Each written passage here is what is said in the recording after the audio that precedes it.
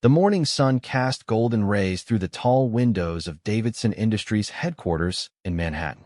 Marcus Davidson stood in his corner office on the 45th floor, adjusting his Italian silk tie while admiring the view of the city below. At 52 years old, he had built an empire worth over $12 billion. His technology company had revolutionized the software industry, and his name appeared regularly in Forbes and Fortune magazines. Marcus prided himself on his success, his wealth, and his ability to close deals that others could only dream of. His assistant knocked softly before entering. Sarah had worked for Marcus for 8 years and knew his moods better than anyone. She carried a leather folder containing the day's schedule and wore her usual professional smile, though her eyes showed a hint of concern. "Good morning, Mr. Davidson," she said, placing the folder on his massive mahogany desk. "Your car will be ready in 30 minutes for the meeting with the Henderson Group. This is the big one, sir. The $5 billion partnership agreement." Marcus barely looked up from his phone, where he was scrolling through stock prices. "I know what meeting it is, Sarah. I've been preparing for this for 6 months. Henderson needs us more than we need them. This deal is as good as signed." Sarah hesitated before speaking again. "Sir, I should mention that Mr. Henderson specifically requested a more casual setting for the final discussion before the signing tomorrow. He suggested the Riverside Bistro on 5th Avenue. He believes important business is better conducted in relaxed environments." Marcus frowned, finally, looking up from his phone. "A bistro? James Henderson wants to discuss a $5 billion deal in some casual restaurant? That's unusual. Mr. Henderson is known for his unconventional approach, sir. He's very particular about understanding the character of the people he does business with. He wants to see how you interact outside the boardroom environment." Marcus waved his hand dismissively. "Fine. It doesn't matter where we meet.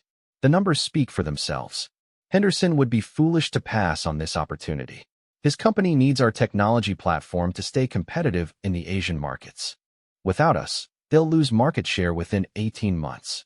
Sarah nodded and left the office, though her expression suggested she wanted to say more. Marcus returned to his phone, reviewing the presentation he had prepared.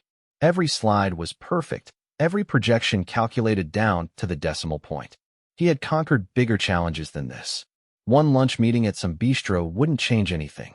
2 hours later, Marcus sat in the back of his black Mercedes sedan as his driver navigated through midtown traffic. He reviewed documents on his tablet, making notes and sending emails to his team. The Riverside Bistro came into view, a charming establishment with large windows and outdoor seating. It looked pleasant enough, though Marcus preferred the private dining rooms of five-star restaurants where he usually conducted business. As he stepped out of the car, he noticed the lunch crowd beginning to arrive. The bistro had a warm, welcoming atmosphere that seemed popular with local business professionals and families alike. Marcus checked his watch. He was 15 minutes early, which was intentional. He believed in controlling every aspect of a meeting, including being the first to arrive. A young hostess greeted him at the entrance with a bright smile. "Welcome to Riverside Bistro. Do you have a reservation?" "Yes, under Henderson." "A table for 2, Marcus replied curtly, already scanning the dining room for the best position. The hostess checked her list and nodded. "Mr. Henderson called ahead. He's running about 20 minutes late and asked us to get you settled with drinks and appetizers. Right this way, please." She led him to a corner table with a good view of the room. Marcus sat down, positioning himself to face the entrance. He ordered sparkling water and declined the appetizer menu. While waiting, he observed the restaurant's operations with a critical eye. The decor was tasteful but not luxurious. The clientele seemed middle to upper middle class. Nothing impressive, but adequate for a casual lunch. A young black woman approached his table carrying a water pitcher and menu. She appeared to be in her mid-20s, with her hair pulled back in a neat bun and wearing the bistro's standard uniform of black pants and a white button-down shirt. Her name tag read Jasmine. She had an intelligent face and moved with quiet confidence despite the obvious demands of a busy lunch shift. "Good afternoon, sir. I'm Jasmine, and I'll be taking care of you today," she said pleasantly, filling his water glass. "Can I start you off with something from the bar, or perhaps an appetizer while you wait?" Marcus didn't look up from his tablet. "I already ordered water. That's sufficient." Jasmine maintained her professional smile. Of course, Mr. Henderson mentioned you might arrive first. He's requested that we treat you to our chef's special appetizer selection while you wait. It's complimentary and quite popular. I said I don't want anything, Marcus replied, his tone sharp with irritation. He finally looked up at her, his expression cold. I'm here for a business meeting, not to sample your chef's specials. Just bring me the check for the water when I'm ready to leave. Jasmine's smile faltered slightly, but she recovered quickly. I understand, sir. I'll be nearby if you need anything. As she turned to leave, Marcus returned his attention to his tablet. Around him, the bistro filled with more customers. Jasmine moved efficiently between tables, greeting regulars by name, laughing at jokes, and making recommendations with genuine enthusiasm. She clearly knew the menu well and had a natural rapport with customers. Marcus watched her periodically, growing more irritated with each passing minute. She seemed too familiar with the customers, too casual in her approach. When she laughed loudly at something an elderly couple said at a nearby table, Marcus felt his jaw tighten. This was exactly the kind of unprofessional behavior he despised in service workers. Where was the decorum? The proper deference? 25 minutes after the scheduled meeting time, James Henderson still hadn't arrived. Marcus checked his phone for messages, but found nothing. His irritation grew. He was a busy man with dozens of commitments. Being kept waiting was disrespectful, regardless of how important the deal might be. Jasmine approached the table again, this time carrying a glass of iced tea. Sir, Mr. Henderson just called. He's stuck in traffic, but should be here within 10 minutes. He asked me to bring you this sweet tea and apologizes for the delay. He said to tell you it's worth the wait. Marcus glanced at the tea with disdain. I didn't order tea. Take it away. It's complimentary, sir. Mr. Henderson specifically. I don't care what Henderson specifically requested. Marcus interrupted, his voice rising slightly. I don't want your tea. I don't want your appetizers. I don't want anything from this establishment except for my business associate to arrive so we can conclude our meeting and I can leave. Jasmine's professional demeanor remained intact, though her eyes showed a flicker of hurt. I apologize if I've offended you, sir. I was simply following Mr. Henderson's instructions to make you comfortable. Comfortable? Marcus scoffed. What would make me comfortable is competent service that doesn't involve constant interruptions. Perhaps that's too much to expect in a place like this. The comment hung in the air for a moment. A few nearby diners glanced over, sensing the tension. Jasmine took a slow breath before responding, her voice calm but firm. Sir, I assure you our service meets the highest standards. If there's a specific concern you'd like me to address, I'm happy to help. Otherwise, I'll give you your space until Mr. Henderson arrives. Marcus leaned back in his chair, a condescending smile crossing his face. A specific concern? How about the fact that I've been interrupted 3 times in 30 minutes for things I clearly didn't want? How about servers who think they can be best friends with customers instead of simply doing their jobs? In my companies, employees who can't follow simple instructions don't last long. Jasmine stood very still, her hands clasped in front of her. When she spoke, her voice was measured. I understand you're frustrated about waiting, sir. That's completely reasonable. However, I've been doing exactly what was requested by your business partner, who happens to be a valued regular customer here. I've treated you with nothing but respect and professionalism. Respect. Marcus's laugh was harsh. You call interrupting me every 5 minutes respectful? Maybe you need to work somewhere that actually trains their staff properly. Though I suppose someone with your background probably doesn't have many options. The words came out before Marcus fully registered what he was saying. The phrase, someone with your background, hung in the air with unmistakable implications. The nearby tables had gone quiet. Jasmine's expression shifted from professional courtesy to something harder, more guarded. I see, she said quietly. I apologize that my service has not met your expectations, sir. I'll have another server assist you for the remainder of your visit. She turned and walked away with dignity, her back straight despite the obvious impact of Marcus's words. He watched her go, feeling a brief moment of something that might have been regret, but he quickly pushed it aside. He was tired, stressed about the deal, and annoyed at being kept waiting. If the service had been better, he wouldn't have reacted that way. It wasn't his fault. Marcus returned to his tablet, trying to refocus on the presentation materials. But He couldn't shake the awareness that several diners were still glancing in his direction, their expressions ranging from disapproving to disgusted. He told himself it didn't matter. These people were nobody. Their opinions meant nothing. A manager approached the table, a tall woman in her 40s with steel-gray hair and sharp eyes. Her name tag identified her as Patricia Mills, general manager. She carried herself with authority and looked at Marcus with barely concealed displeasure. "Mr. Davidson, I'm Patricia Mills. I understand there's been an issue with your service." Marcus straightened, ready to defend himself. "Your waitress has been incompetent and intrusive. I simply pointed out that her approach to service needs improvement." Patricia's expression didn't change. "I see. Jasmine is one of our finest servers and has been with us for 3 years.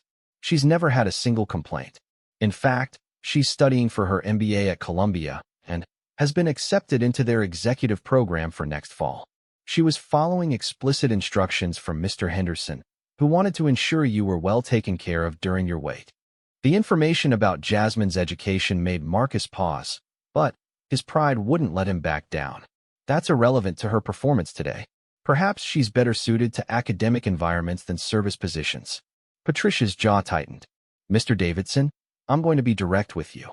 The way you spoke to Jasmine was inappropriate and offensive.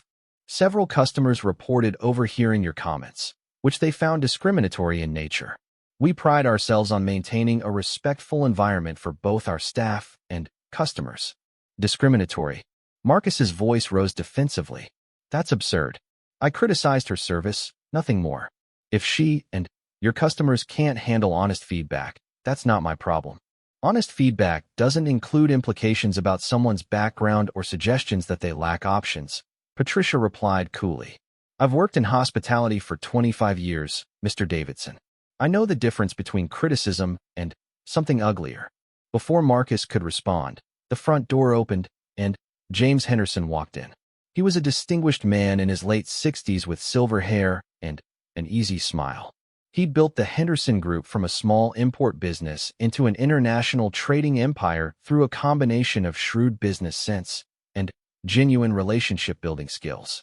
He immediately noticed the tension at Marcus's table and the manager standing there. "Patricia," James greeted warmly, approaching with concern in his eyes. "Is everything all right?" Patricia turned to him with visible relief. "Mr. Henderson, I'm glad you're here. There's been an incident with your guest." James's smile faded as he looked from Patricia to Marcus. "What kind of incident?" Marcus stood up, extending his hand to James with forced confidence. "Nothing serious, just a misunderstanding about service expectations. I'm sure we can move past it and focus on our business." But James didn't take his hand. Instead, he turned to Patricia. "What happened exactly?" Patricia explained in professional, measured terms what had been reported by other diners and confirmed by Jasmine. As she spoke, James's expression grew increasingly grim. His jaw set in a way that Marcus had never seen during their previous negotiations. When Patricia finished, silence fell over their corner of the restaurant. James finally looked at Marcus, and there was no warmth in his eyes. "Is this true? Did you speak to Jasmine that way?" Marcus felt the first real stirring of concern. "James, I may have been short with her, but I've been waiting for over 30 minutes. I'm a busy man." And the constant interruptions were, "Did you make comments about her background?" James interrupted, his voice quiet but intense. "Did you suggest she had limited options?"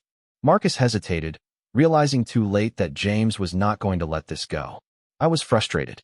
I may have said things that came out wrong, but surely we can. Yes or no, Marcus? Did you say those things?" The restaurant had gone completely quiet now. Everyone was watching. Marcus felt sweat forming on his brow despite the air conditioning. The exact words may have been poorly chosen, but my intent was simply to critique the service quality. James closed his eyes briefly, as if processing something painful. When he opened them, his decision was clear. "I need to speak with Jasmine." Patricia nodded and went to find her. Marcus tried to salvage the situation. "James, let's not allow a minor incident with a waitress to derail months of negotiations. We're talking about a $5 billion partnership that will benefit both our companies tremendously." James turned to face him fully, and Marcus was struck by the disappointment in his expression. That's exactly the problem, Marcus. You called her a waitress as if that defines her worth. Patricia just told you she's getting her MBA from Columbia, but even if she wasn't, even if this was her career, she would still deserve respect. The fact that you can't see that tells me everything I need to know about who you really are. That's not fair, Marcus protested. I've built my company on merit and results. I treat people fairly. Do you? James asked.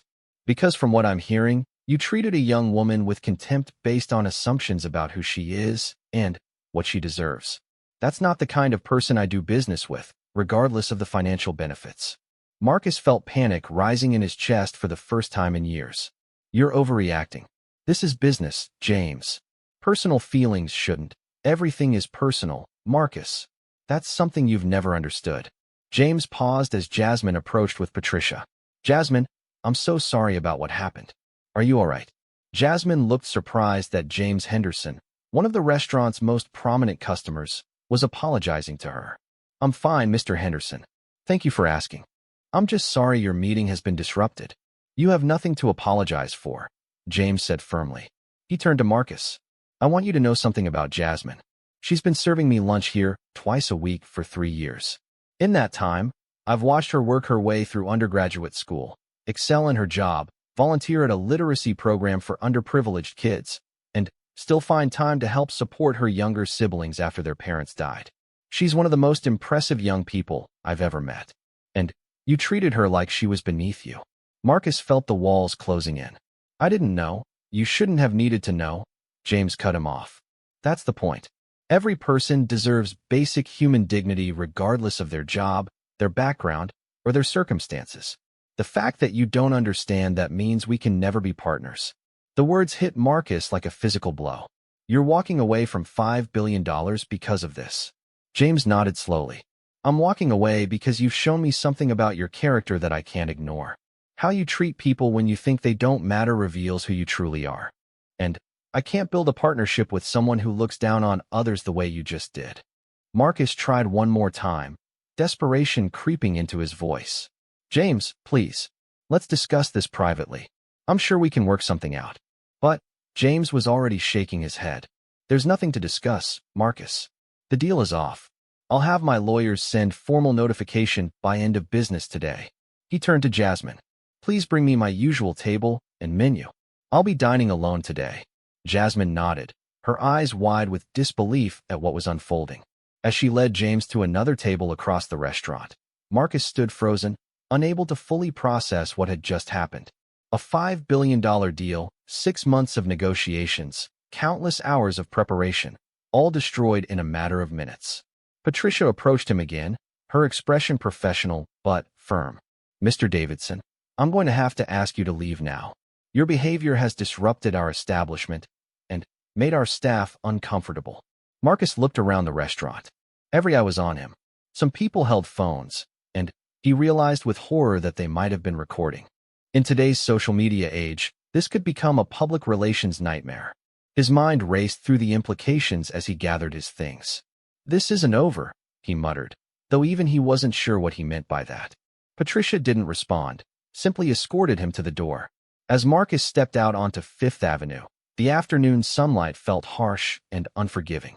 His driver pulled up immediately, and Marcus climbed into the back seat, grateful for the tinted windows that hid him from the world. Back to the office, sir? His driver asked. Marcus nodded, unable to speak. As the car pulled into traffic, he stared out the window at the passing city. How had everything gone so wrong so quickly? An hour ago, he had been on top of the world, about to close the biggest deal of his career. Now he was leaving in disgrace, the partnership destroyed, his reputation potentially in tatters. The ride back to Davidson Industries headquarters felt longer than usual, though traffic was no worse than normal. Marcus sat in the leather seat of his Mercedes, his mind spinning through what had just occurred at the Riverside Bistro. He had faced difficult moments in business before. Hostile takeovers, failed product launches, lawsuits, regulatory challenges. He had overcome them all through strategic thinking and determination. But this felt different. This wasn't a problem that could be solved with money or legal maneuvering. His phone continued to buzz incessantly. Text messages, emails, missed calls. Marcus finally forced himself to look at the screen. Sarah had called 6 times. His CFO had sent 3 urgent emails. Several board members were requesting immediate contact. The business media was already reaching out for comments.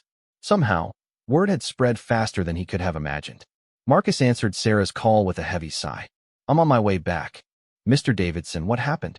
Sarah's voice was tight with concern. "Mr. Henderson's office called to cancel tomorrow's signing ceremony. They said the partnership is terminated effective immediately. The Wall Street Journal is calling for a statement.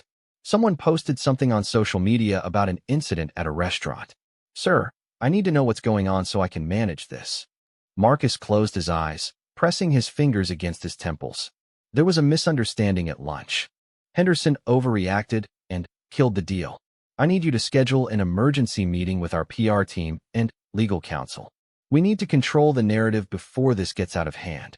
"What kind of misunderstanding?" Sarah pressed. "Sir, I'm seeing posts on Twitter claiming you were rude to a waitress. There's a video circulating." Marcus felt his stomach drop. "A video? What video?" "Someone in the restaurant recorded part of the exchange. It's only about 30 seconds, but it's being shared rapidly." "Sir, this is bad." The comments are very negative. Marcus's hands began to shake slightly. In today's world, a 30-second video could destroy reputations that took decades to build. "I'll be there in 10 minutes. Have everyone ready in the conference room." He ended the call and immediately searched for his own name on social media. What he found made his blood run cold. Multiple posts were showing a clip of him at the restaurant, his voice clearly audible saying, "Someone with your background probably doesn't have many options." The angle didn't capture Jasmine's face well, but it showed her walking away with obvious dignity after his comment. The caption on the most viral version read, "Billionaire CEO Marcus Davidson shows his true colors to a black waitress at NYC restaurant. This is what privilege looks like." The video had been posted less than an hour ago, but already had hundreds of thousands of views and thousands of comments. Marcus scrolled through them, each one feeling like a punch to the gut. "This is disgusting. Money doesn't buy class or character. I hope every single person boycotts his company. This kind of behavior can't be tolerated." The way she kept her composure shows more character than he'll ever have. "Remember, everyone, this is how billionaires really see working people. Never forget." The comments went on and on. Some people were demanding boycotts of Davidson Industries products. Others were calling for shareholders to remove him as CEO. Technology bloggers were already writing articles about the incident, connecting it to broader discussions about inequality, racism, and corporate culture. This wasn't just a personal embarrassment anymore. This was a full-scale crisis that threatened everything he had built. When Marcus arrived at his office building, he entered through the private garage entrance to avoid any media that might already be gathering at the main entrance. The elevator ride to the executive floor felt like ascending to a courtroom. He knew what was waiting for him, and, for the first time in his professional life, Marcus wasn't sure he had the answers. The conference room was packed when he entered. His entire executive team sat around the long table, their expressions ranging from concern to angry. Sarah sat at one end with a laptop open, probably monitoring the social media fallout in real time. Jennifer Cole, his head of PR, looked like she hadn't slept in a week despite it being early afternoon. Robert Martinez, his general counsel, had papers spread out in front of him and wore his most serious expression. Marcus took his seat at the head of the table, trying to project confidence he didn't feel. "I know everyone has seen the posts and heard about the Henderson deal falling through. Let's talk about how we manage this situation." Jennifer spoke first, her voice professional but strained. "Mr. Davidson, I need to understand exactly what happened so we can craft an appropriate response. The video shows a brief exchange, but I need the full context." Marcus recounted the events at the restaurant, though he found himself carefully editing certain details, softening his words, emphasizing his frustration at being kept waiting. As he spoke, he watched his team's reactions. Most remained neutral, but he caught several exchanging glances that suggested they weren't entirely buying his version of events. When he finished, Robert leaned forward. "Marcus, I'm going to be direct because we don't have time for anything else. Did you make comments that could be interpreted as racially discriminatory?" "I was frustrated and made some poor word choices," Marcus admitted carefully. "But my comments were about service quality, not race." People are misinterpreting the situation. Jennifer shook her head, typing rapidly on her laptop. The video has been viewed over 2 million times now. It's trending on Twitter, TikTok, and Instagram. News outlets are picking it up. This isn't about interpretation anymore. Public perception is reality. And right now, the public perceives you as having been discriminatory toward a service worker. Then, we need to change that perception, Marcus said firmly. Issue a statement clarifying my intent. Explain the context. Emphasize my commitment to equality and my company's diverse workforce. Robert grimaced. I strongly advise against that approach. Any statement that comes across as defensive or excuse-making will make this worse. The internet calls it a non-apology apology, and it always backfires. So what do you suggest? Marcus demanded, his frustration building. We sit back and let them destroy my reputation without defending myself. Sarah spoke up quietly from her end of the table. Sir, I've been looking at the responses online. A lot of people aren't just angry about what you said. They're angry because they feel like this represents how wealthy executives really view working people. They see it as confirmation of their worst suspicions about economic inequality and corporate callousness. Marcus stared at her. That's absurd. I've created thousands of jobs. My company has donated millions to charity. I've worked my entire life to build something meaningful. One incident doesn't define who I am. But it does reveal something, Jennifer said carefully. Whether fair or not, people are using this moment to make judgments about your character and values. And, sir, I have to tell you, the damage isn't just reputational. It's financial. Our stock price has already dropped 3% since the video went viral. Major clients are calling asking for statements. Some of our institutional investors are requesting emergency meetings. The words hit Marcus like ice water. His company's stock price was affected. His investors were concerned. This was spiraling beyond anything he had imagined. 3%. In 2 hours. The market hates uncertainty and controversy, Robert explained. And there's another problem. I received a call from Henderson Group's legal team. They're not just canceling the partnership. They're exercising the termination clause in our preliminary agreement, which means we have to return their initial investment plus penalties. We're looking at nearly $200 million. Marcus felt the room spin slightly. $200 million. Not to mention the $5 billion deal that would now never happen. And all because of a few careless words in a restaurant. How had this spiraled so far out of control so quickly? We need to stop the bleeding, Marcus said, forcing himself to focus. Jennifer, draft a statement. Robert, review it for legal issues. I'll apologize for any offense caused and reaffirm my commitment to treating all people with respect. We move forward from there. But Jennifer was shaking her head even before he finished. It's not enough, sir. Words alone won't fix this. The public is demanding action, not just statements. They want to see accountability. Consequences. What kind of consequences? Marcus asked, though he wasn't sure he wanted to know the answer. Robert pulled out a document and slid it across the table. The board of directors has called an emergency meeting for tomorrow morning. Several major shareholders have demanded your presence.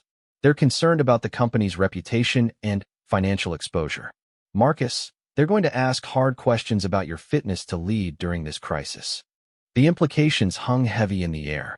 His own board was questioning his leadership. The company he had built from nothing was turning on him because of 30 seconds of viral video. Marcus felt anger rising in his chest, hot and righteous. This wasn't fair. He had made a mistake, yes, but didn't he deserve the chance to make it right? Didn't his years of success count for something? I'll handle the board, Marcus said coldly. I'm still the majority shareholder and the founder. They work for me, not the other way around. Sarah cleared her throat nervously. Sir, you actually control 42% of voting shares after the last public offering. You need board support to maintain your position. If they vote no confidence, the shareholders could back them up. Marcus looked at her in disbelief. His own assistant was giving him math lessons about his ownership structure. I'm aware of my shareholdings, Sarah. Thank you. The meeting continued for another hour as they discussed various response strategies. Every option seemed inadequate. A written apology felt hollow. A video statement might make things worse if his delivery seemed insincere. Donations to charity would be seen as trying to buy forgiveness. Meeting with community leaders could backfire if they rejected his overtures. There was no clear path forward, no strategy that guaranteed success. As the meeting broke up, Jennifer caught Marcus by the door. "Sir, there's one more thing you should know. Several employees have posted on internal message boards expressing concern about the incident. Some are questioning whether the company's stated values align with your behavior. HR is getting questions about our commitment to diversity and inclusion." Marcus felt exhausted suddenly, bone-deep tired in a way that had nothing to do with physical fatigue. His own employees were questioning him. "What do they want from me, Jennifer? What could I possibly do to make this right in their eyes?" Jennifer looked at him with something that might have been pity. "I think they want to believe that you understand why what happened was wrong. Not just that it was a PR disaster, but that it was wrong on a human level. They want to see genuine remorse and real change, not just damage control." After she left, Marcus sat alone in his office as the sun began to set over Manhattan. The golden light that had seemed so promising this morning now felt like it was exposing every flaw and failure. He looked around at his expensive office, his awards and achievements displayed on the walls, his view of the city that had represented his success. None of it felt substantial anymore. It all seemed like set dressing in a play that had suddenly ended. His phone buzzed with another call. This time it was his ex-wife, Catherine. They had been divorced for 5 years, but maintained a cordial relationship, mostly for the sake of their 2 adult children. Marcus answered with resignation. "Catherine, Marcus, I just saw the news. Are you okay?" Her voice carried genuine concern, which somehow made everything worse. "I'm fine. It's being blown out of proportion." A long pause. "Marcus, I watched the video. That's not being blown out of proportion. That's you treating someone terribly because you were frustrated and thought you could get away with it." "Not you too," Marcus said wearily. "I don't need a lecture right now." "I'm not lecturing," Catherine replied. "I'm trying to understand. We were married for 20 years. I thought I knew you. The man in that video, the person who could speak to someone that way, that's not the man I married. When did you become that person?" The question struck deeper than any of the social media comments or business consequences. "I haven't become anyone. I'm the same person I've always been." "No," Catherine said firmly. "You're not. The Marcus I married cared about people. He worked in soup kitchens during the holidays. He remembered our waitresses' names and asked about their families. Success changed you, Marcus. Money and power changed you. You just couldn't see it happening." Marcus wanted to argue, but the words wouldn't come. Was she right? Had he become someone different without realizing it? He remembered those early years when they were struggling to get his company off the ground. He had been different then, hungry and humble, willing to work side by side with anyone. When had that changed? "I need to go," he said abruptly. "I have things to handle." After ending the call, Marcus stood and walked to his window. Below, the city pulsed with life. Millions of people going about their evening, most of them probably unaware of his existence or his problems. He thought about Jasmine, the waitress whose life he had disrupted with his careless words. She was probably finishing her shift now, maybe heading home to study or to take care of her siblings. Her life would go on, likely unaffected by this whole incident except for the memory of being disrespected by a stranger. But Marcus's life had fundamentally changed in the space of a few minutes. A $5 billion deal was gone. His reputation was in tatters. His company's stock price was falling. His board was questioning his leadership. Employees were losing faith in him.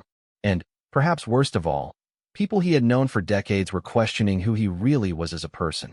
Marcus pulled out his phone and searched for information about Jasmine. He found her full name through some of the news articles that had already been published, Jasmine Carter. A few more searches revealed her LinkedIn profile. James Henderson had been right about her impressive background. Graduated summa cum laude from Rutgers with a degree in economics. Accepted into Columbia's executive MBA program. Member of several volunteer organizations. Glowing recommendations from professors and employers. This was someone who was going places, someone with more intelligence and drive than most of the executives Marcus worked with daily. And he had treated her like she was worthless. The realization hit Marcus with unexpected force. He had made assumptions about Jasmine based on nothing but her job and appearance. He had decided she wasn't worthy of basic respect or courtesy. He had spoken to her in a way he would never speak to a peer or business associate. And he had done it automatically, without thought, because some part of him genuinely believed that her position in life made her less deserving of dignity. That was the truth he had been avoiding all afternoon. This wasn't just about poor word choices or being filmed at the wrong moment. This was about something fundamental in how he viewed the world and his place in it. Somewhere along his journey to success, Marcus had started dividing people into categories: those who mattered and those who didn't, those who deserved his respect and those who could be dismissed. And Jasmine, through no fault of her own, had fallen into the wrong category. Marcus sat back down at his desk and pulled up a blank document on his computer. For a long moment, he simply stared at the empty screen. Then, slowly, he began to type. Not a press release or a corporate statement, but something more personal. He wrote about growing up in a middle-class family in Ohio, his father working double shifts at a factory, his mother taking in sewing to make extra money. He wrote about working his way through college, the struggle to start his first company, the early years when success was far from guaranteed. He wrote about the moment when things started to change, when the money started coming in, when doors that had been closed suddenly opened. He wrote about how subtle the transformation had been, how gradually he had started to see himself as different from others, more important, more deserving. He wrote about losing touch with the values his parents had taught him, the principles that had once guided his life. And he wrote about today, about his interaction with Joe Morning came too quickly for Marcus Davidson. He had barely slept, spending most of the night alternating between checking the still-growing social media storm and staring at the ceiling of his bedroom. By dawn, the video had been viewed over 15 million times. News organizations from CNN to BBC were covering the story. Think pieces were being published about corporate culture, wealth inequality, and racial dynamics in service industries. His name was trending worldwide, and none of it was positive. Marcus forced himself to shower and dress in his best suit. The board meeting was scheduled for 9 o'clock, and he needed to be sharp, focused, ready to defend his position and chart a path forward. But as he knotted his tie in the mirror, he barely recognized the man looking back at him. The face was the same, but something essential had changed. The confidence that had always radiated from his expression was gone, replaced by something uncertain and troubled. His driver arrived on time, but Marcus noticed the man's demeanor was different this morning. Usually friendly and chatty, today he was quiet, professional to the point of coldness. Had he seen the video too? Did his own employee now view him with disgust or contempt? Marcus didn't ask, couldn't bear to know the answer. The drive to the office revealed more uncomfortable truths. As they passed a newsstand, Marcus saw his face on the cover of several business publications. The headlines were brutal. The $5 billion insult. When CEOs show their true colors. The price of privilege. At a stoplight, a woman in the next car glanced over, did a double take, and quickly snapped a photo with her phone. Marcus instinctively turned away, feeling hunted and exposed in a way he had never experienced. When they pulled up to Davidson Industries headquarters, a crowd had gathered outside. Protesters with signs lined the sidewalk. Some called for his resignation. Others demanded corporate accountability. A few simply bore messages about respect and human dignity. Media vans were parked across the street, cameras ready to capture his arrival. Marcus felt his chest tighten with anxiety. "Back entrance, sir," his driver suggested quietly, the first words he had spoken all morning. Marcus almost agreed, then stopped himself. Running away would only make things worse. He needed to face this directly, show that he wasn't hiding. "No, front entrance." He stepped out of the car and immediately heard the shouts. Protesters calling his name, reporters shouting questions, camera shutters clicking in rapid succession. Marcus kept his head up and walked steadily toward the building entrance, flanked by security guards. The questions came at him like attacks. "Mr. Davidson, do you regret what you said? Will you resign as CEO? What do you say to people who think you're a racist? Have you spoken to Jasmine Carter?" Marcus didn't respond to any of them, focusing on reaching the safety of the building's lobby. Once inside, he felt like he could breathe again, though his hands were shaking slightly. The lobby staff watched him with barely concealed judgment. Even here, in his own building, he felt like an outsider, someone who didn't belong. The elevator ride to the executive floor was excruciating. Marcus rode alone, which felt symbolic somehow. The man who had once commanded respect and admiration now stood isolated, his power and wealth unable to protect him from the consequences of his own actions. Sarah was waiting outside the boardroom, her expression professionally neutral, but her eyes showing concern. "They're all here, Mr. Davidson. The full board plus several major shareholders who flew in overnight. It's going to be difficult." "I'm ready," Marcus said, though he wasn't sure that was true. He entered the boardroom to find 16 people seated around the long mahogany table. These were some of the most powerful investors and business leaders in the country, people whose collective wealth measured in the hundreds of billions. Marcus had worked with most of them for years, building relationships, earning their trust and support. But today, looking at their faces, he saw no friendships, no loyalty, only cold assessment of risk and liability. Richard Thornton, the board chairman, was a 70-year-old veteran of corporate governance who had seen every kind of crisis. He gestured to the empty seat at one end of the table. "Marcus, thank you for coming. I think we all know why we're here." Marcus took his seat, feeling like a defendant at trial. "I want to start by acknowledging that my behavior yesterday was inappropriate and has caused significant damage to our company's reputation. I take full responsibility for that." "Full responsibility?" interrupted Carol Zhang, one of the company's largest institutional investors. "Do you understand the scope of what's happening? Our stock is down 12% since yesterday. We've lost over $2 billion in market value. Major clients are threatening to pull their contracts. Employees are staging walkouts. This is a catastrophic crisis of leadership." Marcus felt the number hit him like a physical blow. $2 billion in lost market value. His own net worth had dropped proportionately. But worse than the financial damage was the human cost. Employees walking out meant people he was supposed to lead had lost faith in him completely. "I understand the severity," Marcus replied, trying to keep his voice steady.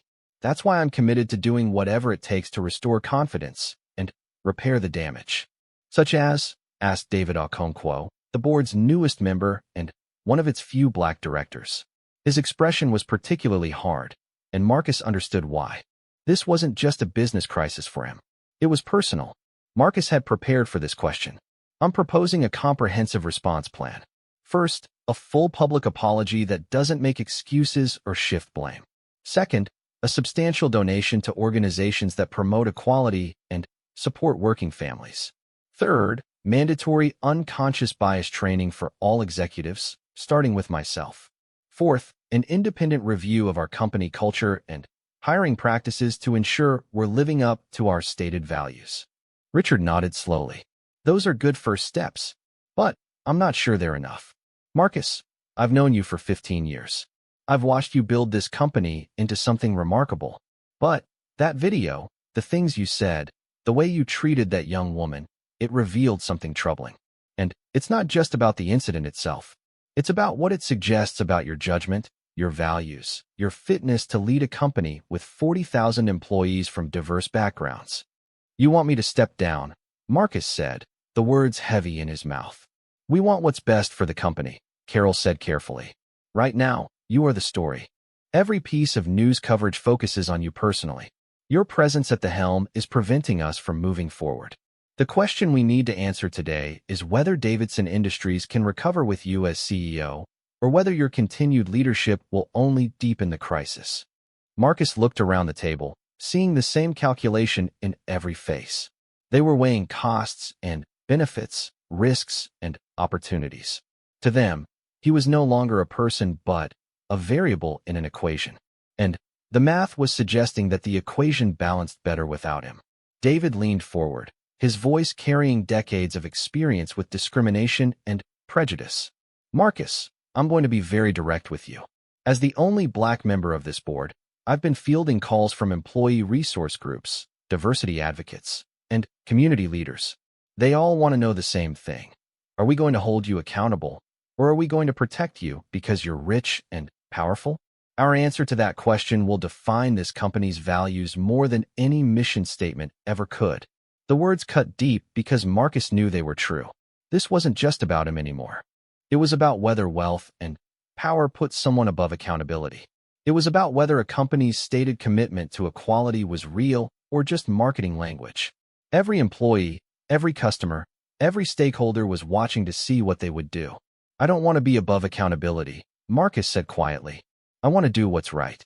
"Then, help us understand something," Richard said, his tone softer but still probing.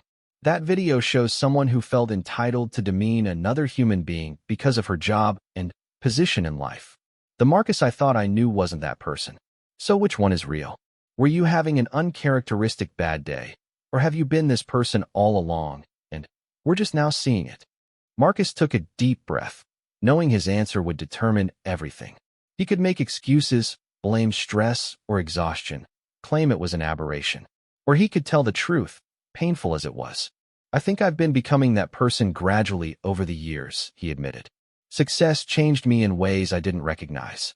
I started to believe that my achievements made me more important than other people, that my time was more valuable, that those who served me somehow owed me deference beyond basic professionalism. I looked down on Jasmine Carter not because of anything she did, but because I had lost the ability to see service workers as equals deserving of respect. That's the truth, and it's something I have to live with." The boardroom fell silent. Marcus's honesty had surprised them.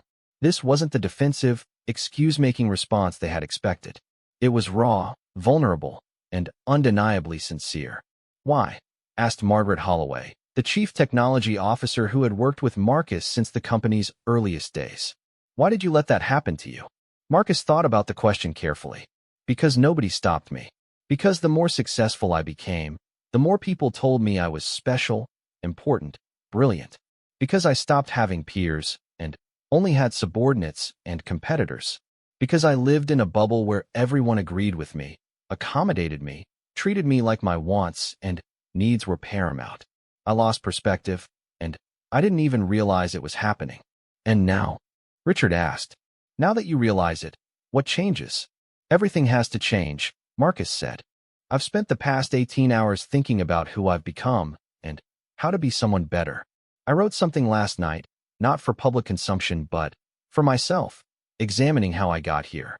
I don't know if I can undo all the damage I've done to myself and others, but I have to try." Carol looked skeptical. "That's very introspective, Marcus, but this board needs to make practical decisions.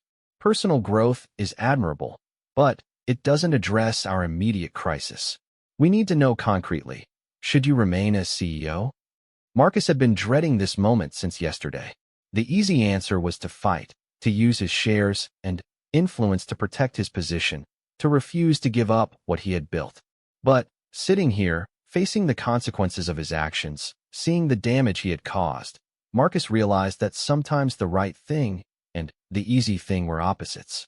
"I think," he said slowly, "that the company needs space to heal, and my presence prevents that. If I step down as CEO, maybe Davidson Industries can begin to rebuild its reputation on its own merits rather than being constantly tied to my mistake. But I'd ask for two things in return."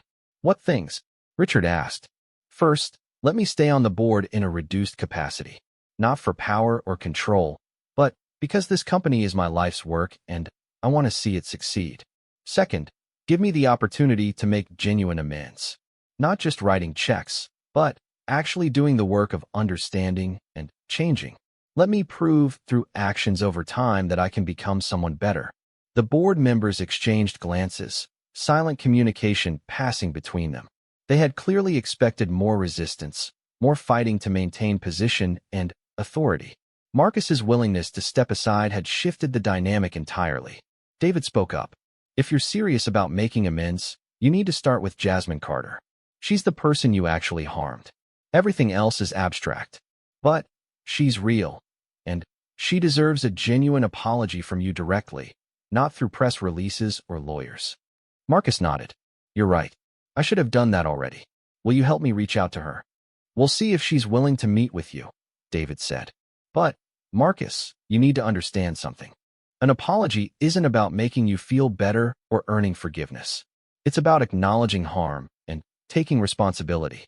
She doesn't owe you anything, including accepting your apology." "I understand," Marcus said, and he did. This wasn't about his redemption arc or public image rehabilitation. It was about being accountable to someone he had wronged. The board meeting continued for another 2 hours as they discussed transition plans, interim leadership, and public communication strategies. It was decided that Marcus would step down as CEO effective immediately, with the COO taking over temporarily until a permanent replacement could be found. Marcus would remain on the board, but relinquish his chairman position. The company would issue a statement acknowledging the seriousness of the incident and outlining concrete steps to address the underlying cultural issues it revealed. As the meeting concluded, Margaret pulled Marcus aside. They had founded the company together over 20 years ago, working out of a small apartment with barely enough money for pizza and coffee. She knew him better than almost anyone in the business world. "I'm angry with you," she said bluntly. "But I'm also sad. Sad that you lost yourself somewhere along the way. Sad that it took this kind of disaster to wake you up. The Marcus I started this company with would never have treated someone the way you treated that waitress." "I know," Marcus said quietly. "I'm sorry, Margaret. Not just for the damage to the company, but for disappointing you." She studied his face for a long moment. "Here's what I hope, Marcus. I hope you take this seriously. Not the PR aspect or the business recovery, but the actual personal transformation. Because if you do, if you really do the hard work of becoming someone better, then maybe this catastrophe will turn into something valuable. Not just for you, but for everyone watching who needs to understand that accountability and change are possible." Marcus nodded, her words settling into his chest like stones. After Margaret left, he sat alone in the empty boardroom, looking around at the space where so many important decisions had been made. He had resigned as CEO. His company was in crisis. His reputation was in ruins. By any objective measure, he had lost nearly everything that mattered to him professionally. But, strangely, Marcus felt something unexpected: relief. The burden of pretending, of maintaining the facade of infallibility, of being the person he had become, was lifted. He still had enormous work ahead of him. Financial losses to address, relationships to repair, personal growth to pursue.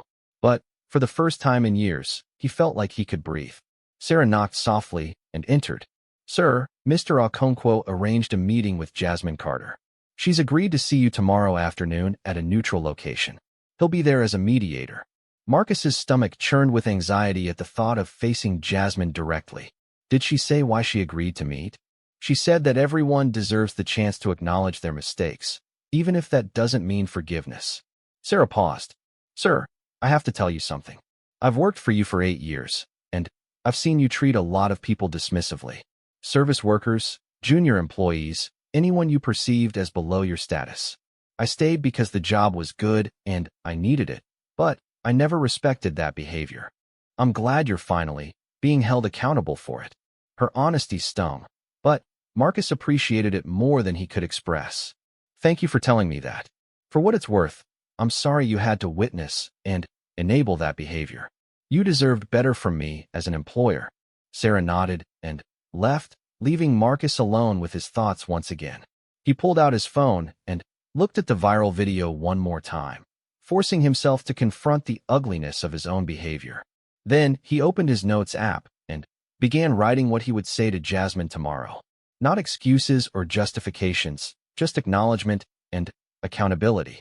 It took him hours to get it right, deleting and rewriting dozens of times.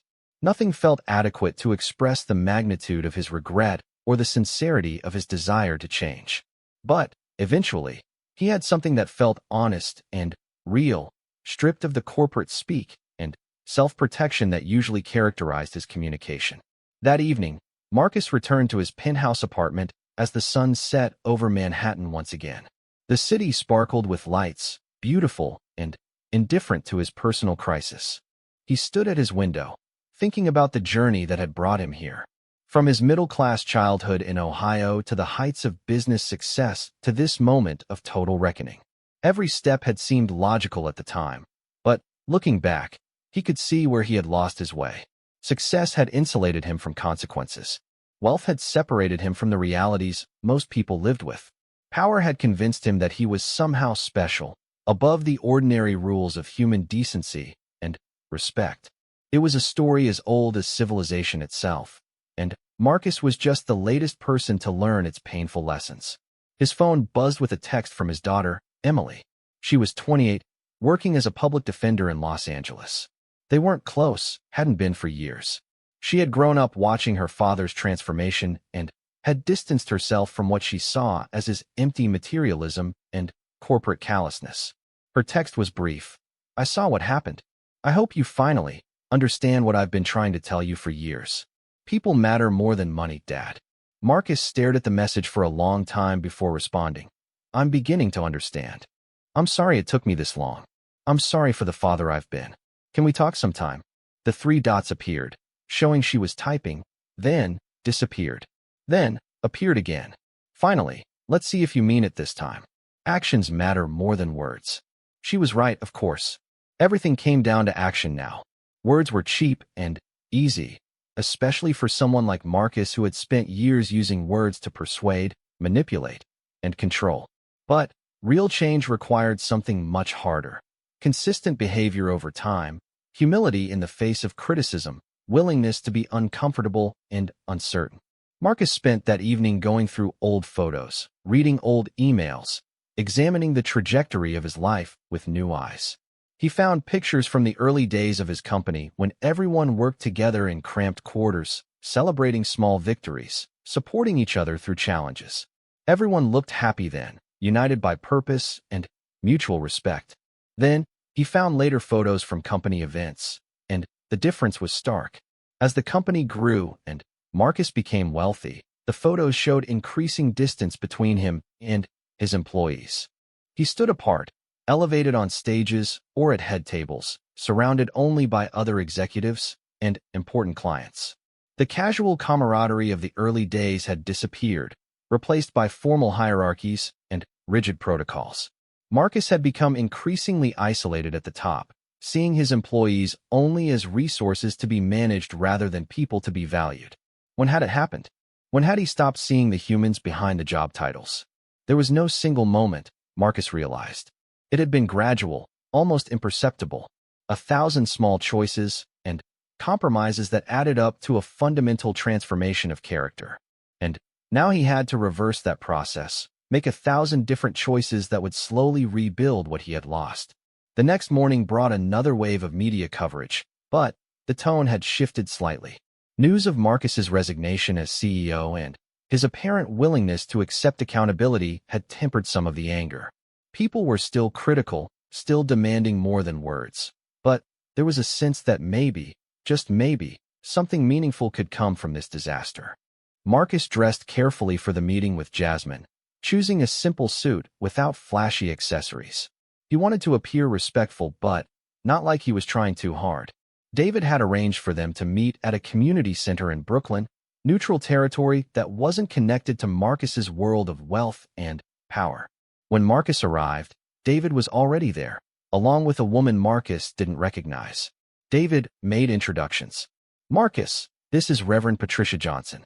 She runs this community center and has agreed to host our meeting. Patricia, this is Marcus Davidson.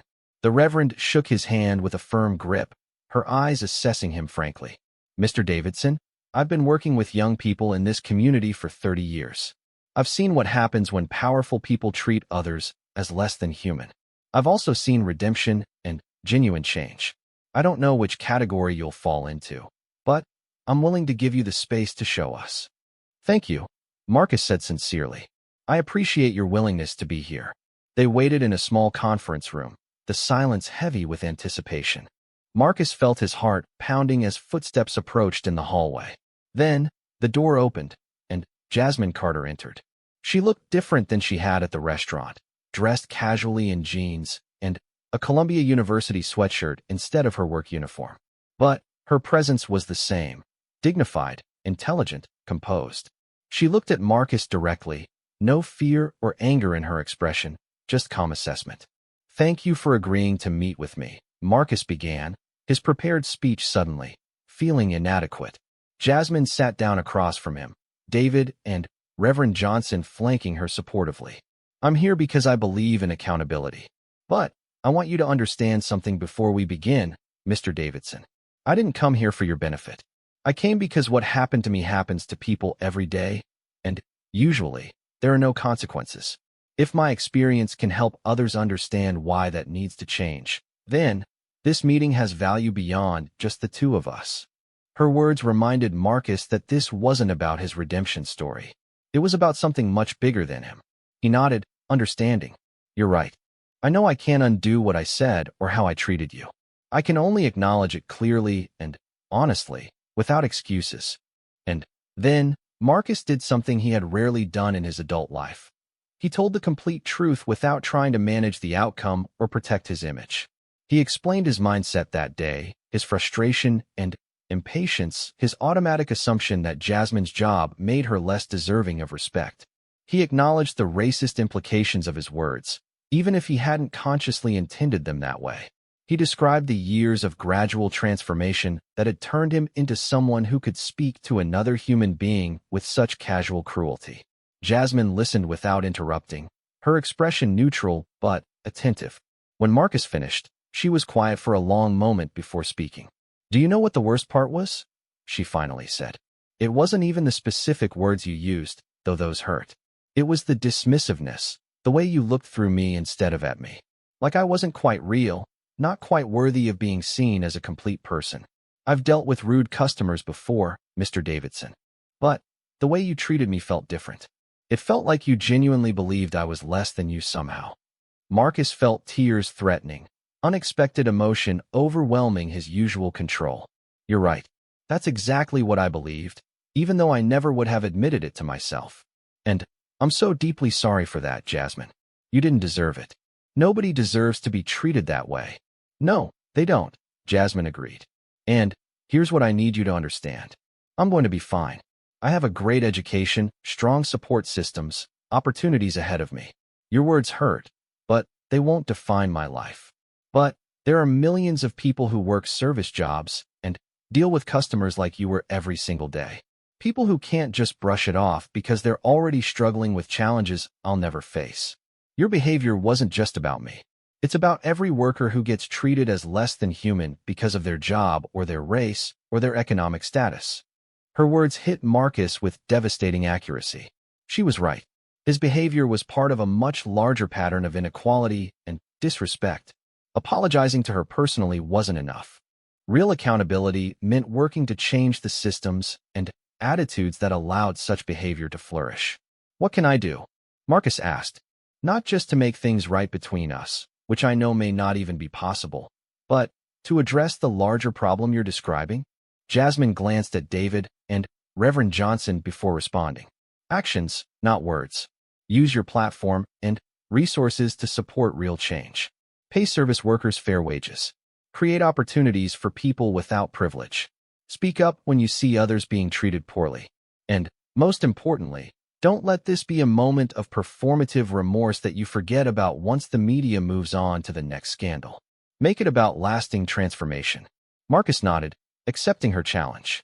They talked for another hour about specifics, about programs Marcus could support, changes he could advocate for, ways to turn his crisis into something meaningful.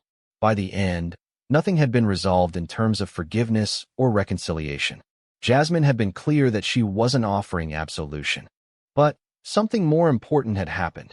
Genuine accountability, honest recognition of harm, and a roadmap for doing better. As they prepared to leave, Jasmine paused at the door. Mr. Davidson, I hope you succeed in becoming someone better. Not for your sake, but because the world needs fewer people like you were and more people who genuinely respect everyone they encounter. That's worth working toward. Marcus watched her leave, feeling the weight of her expectations and his own commitment to change. The easy part was over. The hard work was just beginning. Marcus didn't know what he would do with what he had written. Maybe nothing. Maybe everything. But for the first time in years, he was being completely honest with himself about who he had become and how far he had strayed from the person he had once been. The success he had achieved, the empire he had built, all of it felt hollow in this moment of brutal self-reflection. The office had grown dark around him as night fell over the city. Marcus saved the document and closed his laptop. Tomorrow he would face his board, deal with the media crisis, begin the long work of trying to repair the damage he had caused. But Tonight, sitting alone in his expensive office overlooking Manhattan, Marcus Davidson finally understood what he had really lost at that restaurant today. It wasn't just a business deal or his reputation or the respect of his peers. It was something more fundamental, something harder to quantify, but infinitely more valuable. He had lost his connection to his own humanity, his ability to see every person as deserving of basic dignity and respect. And, unlike a failed business venture, he wasn't sure that kind of loss could be recovered simply by working harder or being smarter or having more money. Marcus picked up his phone and looked again at the viral video, forcing himself to watch his own behavior from an outside perspective. The man in that video was someone he barely recognized, someone he didn't want to be. But he couldn't deny that it was him. The question now was whether he could find his way back to being someone better, someone worthy of the success he had achieved, or whether the damage was too deep, the transformation too complete. As Marcus finally left his office and headed home to his empty penthouse apartment, he carried with him the weight of these questions. Tomorrow would bring new challenges, new crises to manage. But tonight, he simply had to sit with the uncomfortable truth of who he had become and begin the difficult work of figuring out how to change. His phone began buzzing with messages. News traveled fast in their industry. His assistant Sarah was calling, probably having heard something already. Marcus couldn't bring himself to answer. He needed time to think, to figure out how to spin this, how to minimize the damage. But as the car moved through Manhattan traffic, a small voice in the back of Marcus's mind whispered something he didn't want to hear. Maybe James was right. Maybe the way he had treated Jasmine revealed something about himself that he had been avoiding for years. Maybe success and wealth had turned him into someone he wouldn't have respected in his younger days. Marcus pushed the thought away. He couldn't afford self-doubt right now. He needed to focus on damage control, on finding new partners, on rebuilding what had just been lost. There was no time for introspection or regret. But even as he told himself this, Marcus knew that something fundamental had shifted. He had lost more than a business deal today. He had lost something about himself, something he hadn't even realized he was risking. And, unlike a failed partnership, he wasn't sure that could be rebuilt with money, strategy, or power. The car continued through the city as Marcus Davidson, Billionaire CEO, sat in silence, facing a reckoning he had never anticipated and wasn't prepared to handle.